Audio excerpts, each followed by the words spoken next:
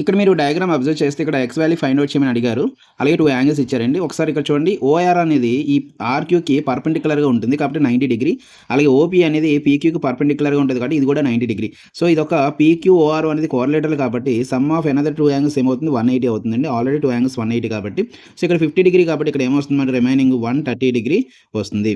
అయితే ఈ యాంగిల్‌కి డబుల్ అవుతుంది కాబట్టి ఈ యాంగిల్ ఈ 130లో ఏమవుతుంది హాఫ్ అవుతుంది. అంటే ఈ టోటల్ యాంగిల్ ఎంతండి 65 డిగ్రీ. ఆర్ఎస్‌పీ యాంగిల్ అంతా 65 డిగ్రీ. మనకు కావాల్సింది ఎక్స్ కాబట్టి ఒకసారి ఈ ఓని ఎస్‌ని జాయిన్ చేద్దామండి. ఓని ఎస్‌ని జాయిన్ చేస్తే ఇది ఓఎస్ కూడా రేడియస్ అవుతుంది. అలాగే ఓఆర్ రేడియస్ అవుతుంది కాబట్టి ఈ యాంగిల్ ఎంత అవుతుందంటే 20 డిగ్రీ. ఎందుకంటే ఐసోలేస్ ట్రయాంగిల్ ఆపోజిట్ యాంగిల్స్ ఈక్వల్‌గా 20. ఇది 20 అయితే ఇది ఎంత అవుతుందండి మనకి 45 అవుతుంది. ఇది 45 అయితే ఇది కూడా ఏమవుతుంది 45.